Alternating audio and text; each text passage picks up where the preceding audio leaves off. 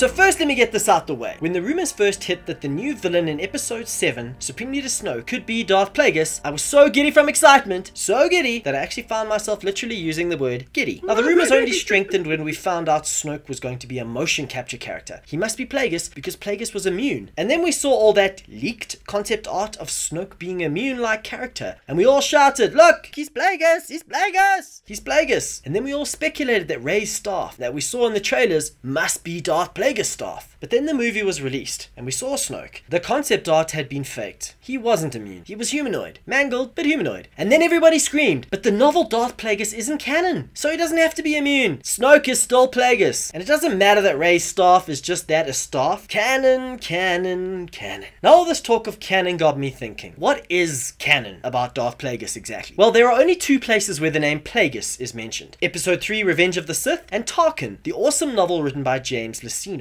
Now first, let's talk about episode 3. Palpatine asks Anakin if he's ever heard about the tragedy of Darth Plagueis the Wise. It's a Sith legend. Darth Plagueis was a Dark Lord of the Sith, so powerful and so wise, he could use the Force to influence the midichlorians to create life. He had such a knowledge of the dark side, he could keep the ones he cared about from dying. He became so powerful, the only thing he was afraid of losing was his power, which eventually, of course, he did. Unfortunately, he taught his apprentice everything he knew. Then his apprentice killed him in his sleep. It's ironic. He could save others from death, but not himself. So from this we learn that he had power to create life and prolong it, and that he had taught his apprentice everything he knew, and that his apprentice had killed him in his sleep. It doesn't say how long ago he lived, or who his apprentice was, but we learn that information in the novel Tarkin. The book gives us several insights into Darth Sidious. Darth Plagueis' name is mentioned in the book just 7 times. The droid had once been the property of Sidious's tutor, Plagueis, and had been in Sidious' possession since his former master's death. Now from this we can confirm that Sidious was Plagueis' apprentice, thus the one who killed Plagueis in his sleep. Further in the novel, speaking of Emperor Palpatine,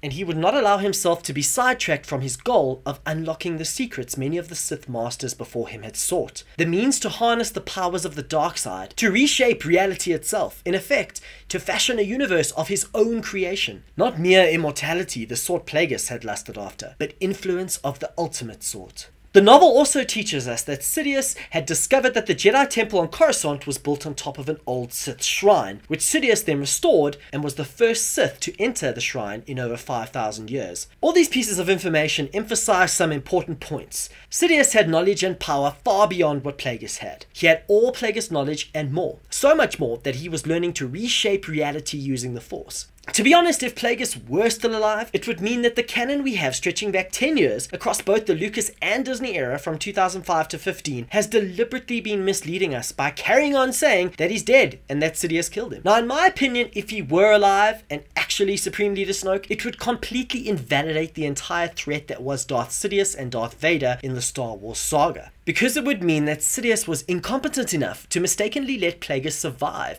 and think he were dead, even though Sidious had the same knowledge of life and death as Plagueis did. And if Plagueis was never killed by his apprentice Sidious, then his apprentice could never become the master, meaning Sidious was never the true Sith master and thus had no business taking on Darth Vader as his apprentice. Now finally, I want to address the music that is played when Snoke is on screen versus when the Emperor talks about Plagueis. Yes, they are similar, but the part that is similar is not the score as such. Remember in episode 3 when Palpatine talks of Plagueis, he was at the opera. And the music that is similar to when Snoke is on screen is the opera music. The actual score of the scene when Sidious talks about Plagueis is different. Just have a listen. He had such a knowledge of the dark side, he could even keep the ones he cared about from dying. Now the music is not exactly the same. There are some similar chords, but those chords are similar to the opera music that is playing in the background, not the score of the scene. So in my opinion, which is purely based on what canon says, but which could still be wrong, is that Darth Plagueis is dead. He was killed in his sleep by his apprentice, who he underestimated. How Plagueis would have mocked him for allowing himself to become personally involved in such a seemingly trivial matter. But then his master had never foreseen that his one-time apprentice would become emperor. So there you have it. Hope you enjoyed this video. If you did, please like and then share it, because remember, as always, sharing is caring. And why not check out another one of my Star Wars videos on who Rey really is? I post lots of videos every week on comic book, movies, TV, including Star Wars and other blockbusters, so why not subscribe? Thanks again, cheers for now.